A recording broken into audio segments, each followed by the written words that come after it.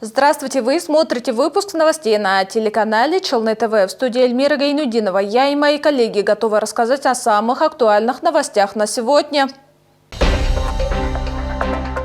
Чихание и насморк. Как побороть сезонную аллергию, узнала Айзеля Шаймухаметова.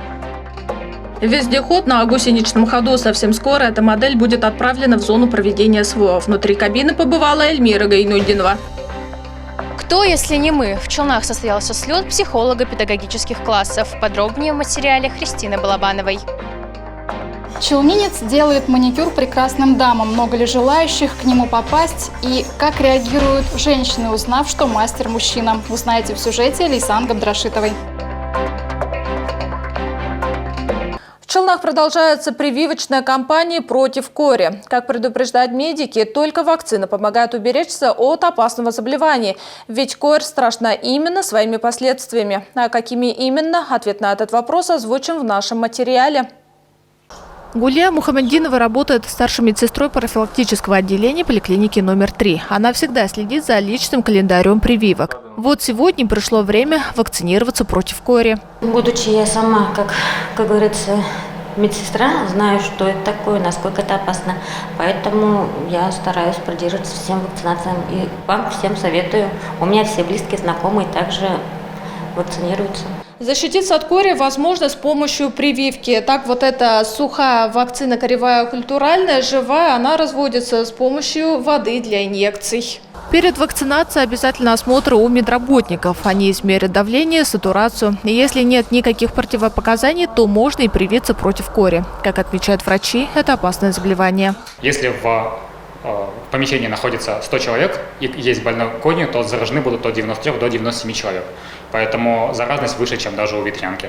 Заболевание протекает у деток легко, потому что это считается детской инфекцией, но взрослые подвержены более тяжелым случаям инфекции. Протекает обычно сложнее, с высокой температурой. А еще инфекция дает осложнения – отит, гайморит, менингит, энцефалит, вплоть до летальных исходов. Поэтому врачи рекомендуют вакцинироваться. Это делается в возрасте 1 года, ревакцинация в 6 лет, а взрослым надо укреплять иммунитет через каждые 10 лет. От кори меня прививали в 7 лет. Сейчас в связи со сложившейся эпидобстановкой я решила сделать ревакцинацию, потому что очень много осложнений. В Челнах вакцина от кори есть. Привиться можно в своей поликлинике по месту прикрепления. Эльмира Гайнудинова, Артем Колесов, новости Челны ТВ. Сезон аллергии в самом разгаре. С приходом раннего тепла организм растений не успел подготовиться. Они стали вести себя очень агрессивно. Быстро цвести, выделять пыльцу, отмечают специалисты. Как облегчить симптомы аллергии и можно ли избавиться от заболевания, в сюжете Айзели Шаймухаметовой. В наши дни большинство людей страдают аллергией, в том числе и я. У меня это проявляется из-за низких температур. К счастью, сейчас во дворе май и на улице тепло, а вот другие с наступлением весны, наоборот, страдают сезонной аллергией. У внучек Энджи Кахшаровой часто появляется сыпь, поэтому в рационе питания у детей только 3 продукта. А бабушка недоумевает, по ее словам, ни у кого в их семье аллергии не было. То ли тут современное наше питание какое-то, то ли тут экология, еще что-то. Не знаю, что повлияло, вот такие проблемы были. В этот период аллергические симптомы могут быть вызваны пыльцой таких пород деревьев, как тополь, ольха, береза, липа. Челнинцы предлагают свои варианты решения проблемы. От тополей бывает аллергия, а вот у меня, например, нет. И единственное, что, может быть, есть же подрезают, оформить их, как говорится, и все, а совсем не убирать. К аллергологу надо сходить, узнать свои, какие там возможности есть. Вылечиться. Все, следовать этому. По словам Светланы Фархуддиновой, чтобы найти конкретный аллерген, проводится диагностика, включающая в себя огромное количество лабораторных методов. После диагностики приступают к лечению. Лечение сезонной аллергии, как правило, проводится зимой.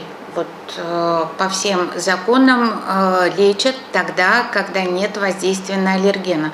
Поэтому первая рекомендация – это исключить контакт с аллергеном.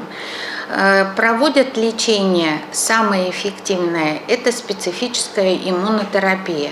Вводя аллерген в организм пациента, постепенно увеличивая дозу и концентрацию аллергена, можно приучить организм не реагировать.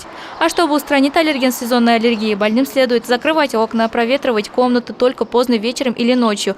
А самое главное, если подушка, которая в прошлом году в сезон была под воздействием открытого окна, ее надо просто выбросить, отметила Светлана Фархуддинова. Айзеля Шаймухаметова, Ленар Султанов, новости Челны ТВ. Что отправляют военнослужащим в зону проведения СВО? Не исключено. Многие ответят: продуктовые наборы, различные инструменты, маскировочные сети. Но жители и предприниматели Мензелинского района и Мензелинска приобрели вездеход на гусеничном ходу. Внутри кабины побывала и наша съемочная группа. Данный вездеход на гусеничном ходу предназначен для наших военнослужащих, которые сейчас находятся в зоне проведения СВО. Модель была отремонтирована и укомплектована всем необходимым. В том числе здесь установили вот такой вот навес, который будет служить защитой в случае атаки сверху. Сиденья надо бы сделать, чтобы они складывающиеся были, чтобы больше места было. Сверху можно будет тент натянуть. Военнослужащие с позывными «Старые Султаны» из Челнов. За ленту они вышли ненадолго, только во время командировки. Бойцы признаются, регулярно получают гумпомощь, но вездеход на гусеничном ходу впервые. Данная модель интересна тем, что она малозаметная, малогабаритная, соответственно, более живучая. Принцип, будет она использоваться, сейчас вот мы покажем, какая ситуация, да?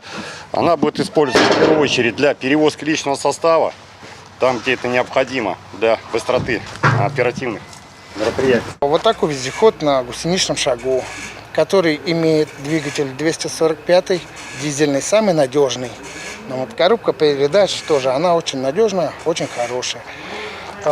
Этот вездеход предназначен для того, чтобы делать экстренный вывоз раненых, также доставки боеприпасов и продуктов. Кроме того, предприниматели и жители Мензелинска и Мензелинского района собрали средства на покупку генератора. Его также вручат военнослужащим. Генератор, конечно, всегда нужен на позициях. Без электричества никак. Тем более это генератор 100-киловаттник, очень мощный. Может запитать, можно сказать, практически весь наш полк. Всего месяц потребовался жителями и предпринимателями Мензелинского района, чтобы приобрести генератор и вездеход на гусеничном ходу. В непростых условиях все быстро объединились. По словам мензелинцев, они будут и в дальнейшем оказывать помощь военнослужащим. Эльмира Гайнудинова, Сергей Вильданов, новости Челны ТВ. А сейчас впереди короткая реклама. Не переключайтесь.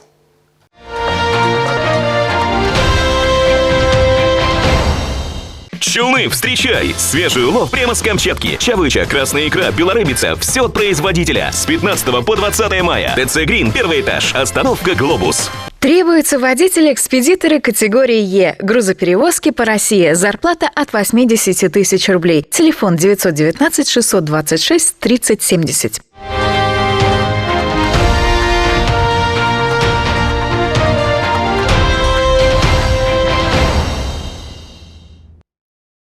Вы смотрите новости на телеканале Челны ТВ, и мы продолжаем. Самый счастливый день в семье военнослужащего с позывным «Птица» – пополнение. У них родился долгожданный сын. Сегодня молодой папа вместе с родными и друзьями приехал на выписку жены с малышом. На мероприятии побывала и наша съемочная группа.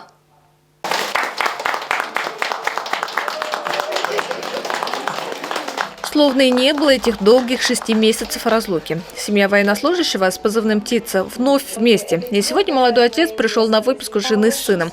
Мальчика назвали Данила. Он второй ребенок в семье. У молодых родителей еще есть дочь Валерия. 14 числа приехал, супруга уже лежала в больнице, поехали. И после обеда уже узнали то, что родила.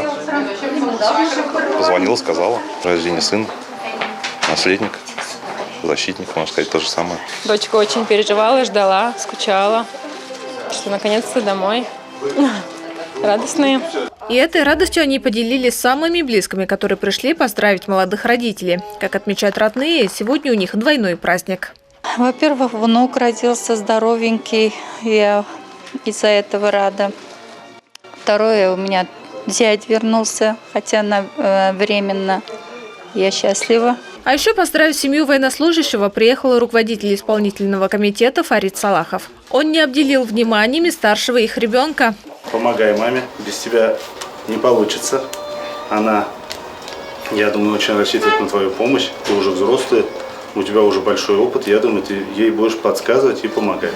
По сложившейся традиции семья получила конверт со 100 тысячами рублей, комплект для новорожденного. Эльмира Гайнудинова, Сергей Вильданов, Новости Челны ТВ. Сегодня республика отмечает День печати, который объединяет представителей всех СМИ, работников теле- и радиокомпаний, печатных изданий и многих других. Углубимся немного в историю. В 1905 году на свет вышел первый тираж газеты на татарском языке «Нур». С тех пор 19:05 стала цифра татарстанских журналистов. Поздравления звучат от наших зрителей.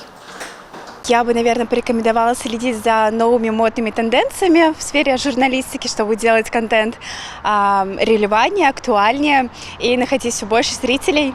Желаю осваивать новые площадки. Хочу пожелать всем интересных репортажей, встречи с интересными людьми. Ну и, конечно, говорить всегда только честно и правду. Просто здоровья, счастья, карьерной лестницы, успехов во всем. Всего хорошего вам, как говорится, хороших репортажей, хороших интересных новостей, кроме нехороших. Сегодня День пионерии. Ровно 101 год назад, 19 мая, была создана первая детская пионерская организация. В честь этого в НГПУ состоялся первый в истории города и вуза слет психолого-педагогических классов. Мероприятие посетили более 300 ребят. С ними пообщалась моя коллега Христина Балабанова. Государственные гимны и поднятие флагов. С этого началось торжественное открытие слета. Честь поднять флаги предоставили лучшим ученикам психолого-педагогических классов. Я очень горжусь тем, что мне предоставили такую роль. Это первый опыт в моей жизни. Я надеюсь, что меня еще будут звать. Это очень круто. Это непередаваемые эмоции. Уже со школьной скамьи мы с вами идем по пути становления учителя. Я вас поздравляю с тем, что вы сделали правильный выбор. В рамках слета для школьников была организована игра. Ученики разделились на команды и выполняли задания, направленные не только на сплочение, но и на развитие педагогических навыков. Тут развивается и мышление, и дикция, все, что необходимо учителю. И самое главное, что развивается дружность команды. На территории кампуса также прошло открытие российского движения детей и молодежи. В ряды движения первых вступило более 300 первокурсников. Я движение, мы движение, всегда движение. Христина Балабанова, Кирилл Хабзей, Новости Челны ТВ. Бывший плотник стал мастером маникюра. Челнинец Тимур Колесников делает женщинам ногти на руках и ногах. Чаще всего к нему приходят милые дамы в возрасте от 40 лет и старше. Как они относятся к мастеру в брюках, узнаем в нашем сюжете. Длинную ноготочку такого оставить. И летний, наверное, какой-нибудь такой. Тимур Колесников третий год занимается маникюром. Сначала он красил ногти своей жене и подруге. Вскоре решил пройти обучение у опытных мастеров, но ему отказали. Тогда он стал осваивать новую для себя профессию самостоятельно с помощью видеоуроков в интернете. Мне вообще комфортно все. Просто поначалу немножко боялся, что, не дай бог, поранить или еще что-то. Вот это был страх первый месяц или два. Делать маникюр и педикюр женщинам – это не тяжести носить. Работа несложная, говорит Тимур. Кроме того, ему нравится общаться с прекрасными дамами. Я тут для некоторых, как подружка даже. То есть некоторые рассказывают свои какие-то личные, то, что своим подругам не могу рассказать. Чтобы процедура прошла максимально безопасно, Тимур соблюдает санитарно-гигиенические правила. Работает в перчатках, использует дезинфицирующие средства, одноразовые инструменты. Мужчина любит создавать красоту на женских ногтях. Использует блески и наклейки, наносит узоры, делает втирку. А вот представителям сильного пола Тимур маникюр не делает. Считает, что в этом нет необходимости. Раньше я ходила к разным, к девушкам ходила. И есть ли отличия, мастер мужчины и мастер женщины, на ваш взгляд? Есть, конечно. Но здесь мне понравилось больше. С Тимуром уже поговорить на любые темы. Реакция была, конечно, такая неординарная, потому что мы привыкли все делать женщины. Мужчина как-то это очень было так интересно. Реакция была вообще... Очень удивлена была. Но когда приехала, реально человек делает профессионально, все хорошо, и мне очень нравится. Во время педикюра Тимур Колесников не только делает красивыми ногти, но и ухаживает за кожей пальцев. Пока своих клиентов мужчина принимает в квартире, но мечтает в будущем работать в профессиональной студии. Елена Камалова, Лейсан Габдрашитова, Артем Колесов. Новости Челны ТВ.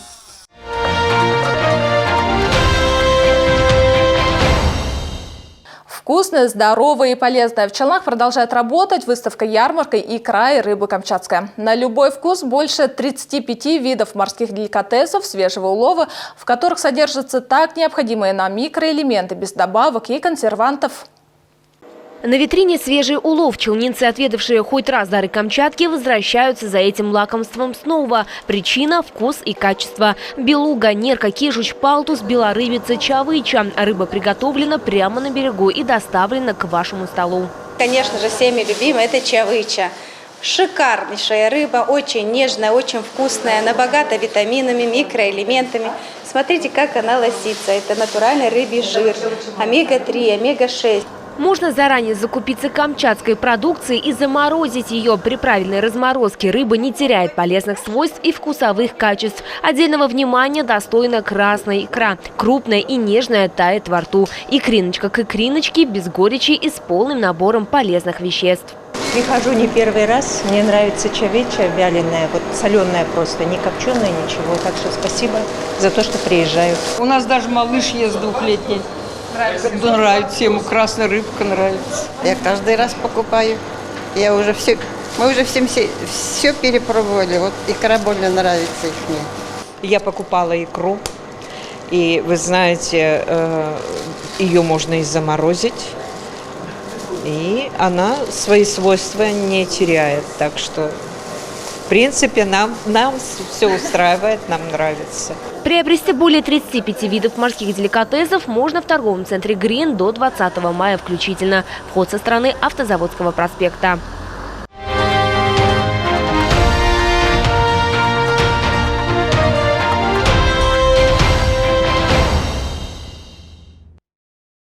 Это все, о чем мы хотели рассказать вам сегодня. Далее вас ожидает прогноз погоды. Сразу после него новости на татарском языке. А я, Эльмира Гайнудинова, с вами прощаюсь. До новых встреч на нашем телеканале.